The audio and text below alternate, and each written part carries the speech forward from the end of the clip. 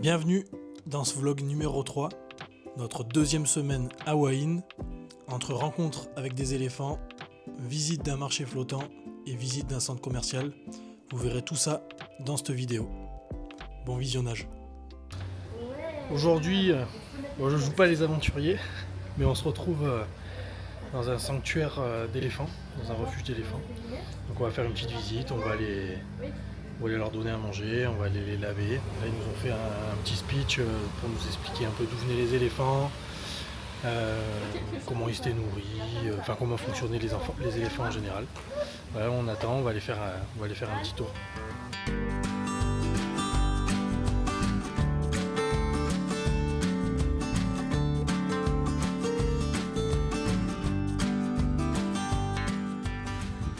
On est en compagnie d'un éléphant il a quel âge 22 je crois, 22 ans, 25 ans 32 non ou 32, je sais plus.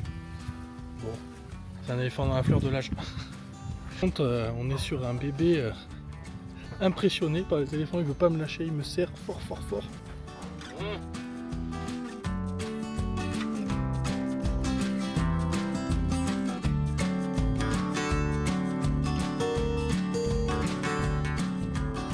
On vient de faire un petit tour là dans leur parc avec l'éléphant.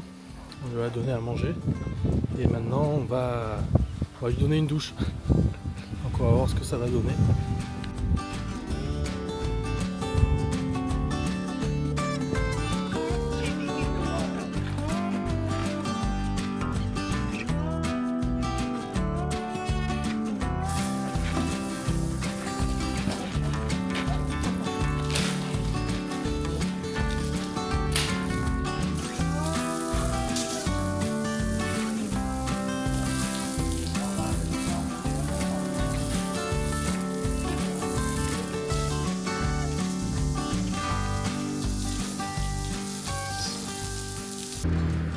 On a terminé au sanctuaire des éléphants et j'ai vu qu'il y avait un village d'artistes à 1 km à pied. Donc on s'est lancé, sauf que c'est sur une grande route et il n'y a que des touristes pour faire ça. En mode Pékin Express. Finalement on s'est pas arrêté au village d'artistes parce que on y est passé devant, c'était pas vraiment le tourisme que nous préfère. On a vu les œuvres et tout de loin, c'est pas quelque chose qui nous intéressait, donc on a continué pour trouver quelque chose à manger. Et là on est vraiment en mode aventure, on s'est arrêté dans un petit boui-boui en bord de route et on va voir. En tout cas ça sent bon. Bon, mais on a très bien mangé, c'était très bon. Là direction 7-Eleven, on en a fait un premier pour récupérer une carte SIM Tiffany, mais bon ils en avaient pas. Et il y a une dame à la sortie qui nous a dit le 7-Eleven un peu plus haut il en a.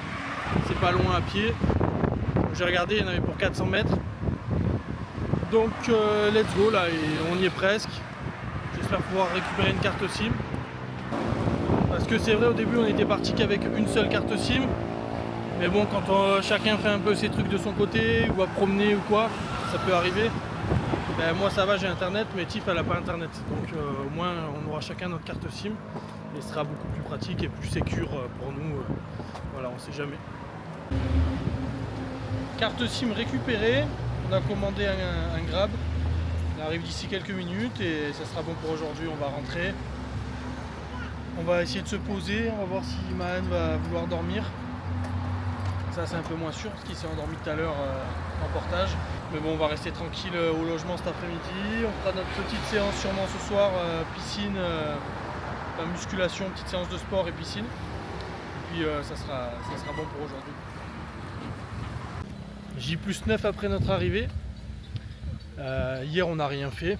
Je ne sais pas si je vous avais dit, mais dans notre rythme slow travel, là pour l'instant on a décidé de faire un jour où on fait des visites, on bouge, on fait des activités, et un jour off où on reste à la maison, on profite un peu de la piscine et on bosse sur nos business, donc faire des vidéos pour les réseaux sociaux et autres business.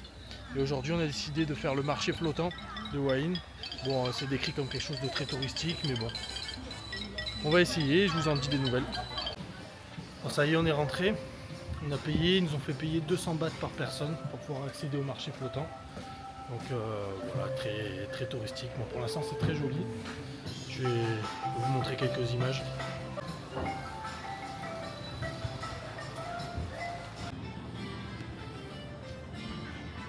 On est embarqué à bord du petit train qui fait le tour,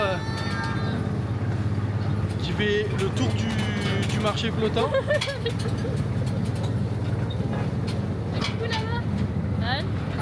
Visiblement, Mahad aime beaucoup.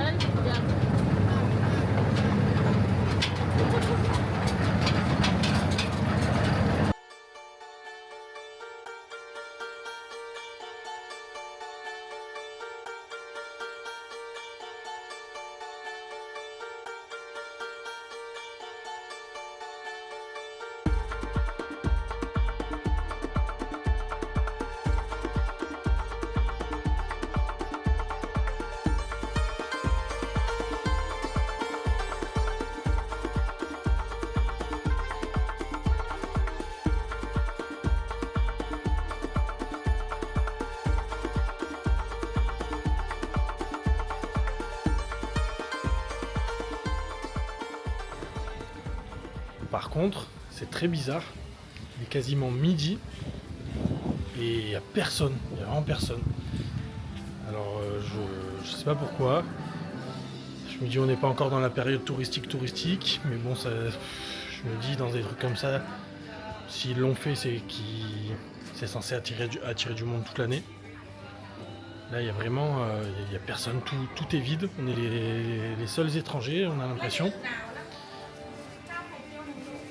On se dit que c'est peut-être parce qu'on est en semaine, mais voilà. Bon, on va voir. On va trouver quelque chose à manger, on va se poser. Mais très curieux.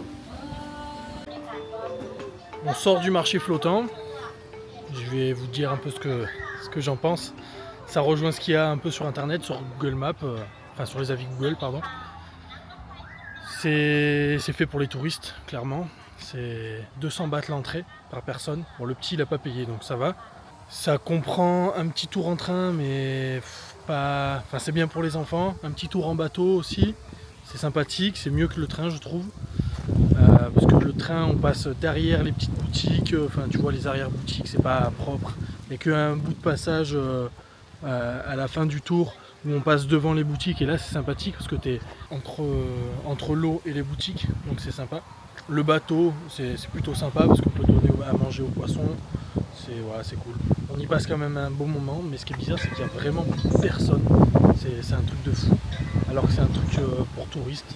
Alors des fois, voilà, il y a eu un ou deux cars qui sont arrivés de touristes, mais voilà, mitigé. On a passé quand même un bon moment, on a bien mangé, mais il n'y a personne, il s'y passe pas grand chose, et payer 200 bahts à l'entrée, autant faire payer le tour de train et le tour de bateau pour ceux qui veulent, et puis voilà.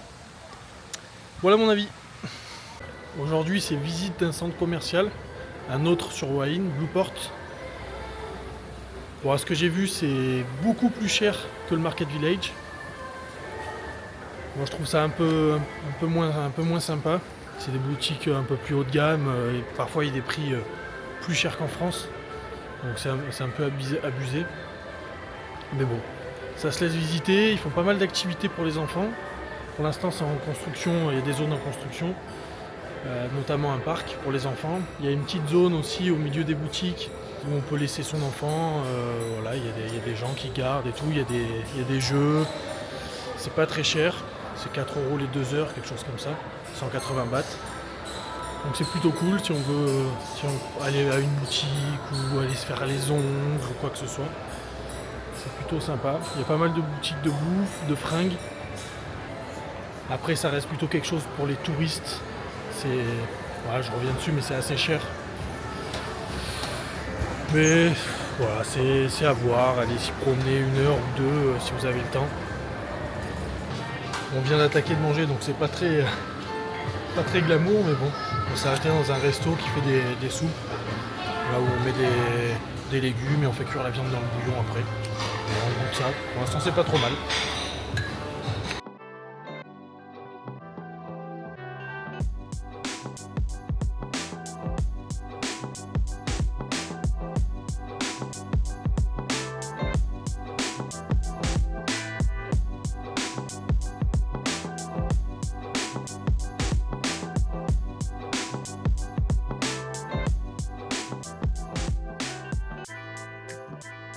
merci d'avoir regardé cette vidéo. On se retrouve bientôt dans le vlog numéro 4. Et si ce vlog vous a plu, n'hésitez pas à lâcher un commentaire, un abonnement ou un pouce bleu. Ça donne de la force à la chaîne et ça fait toujours plaisir. À bientôt pour le prochain vlog.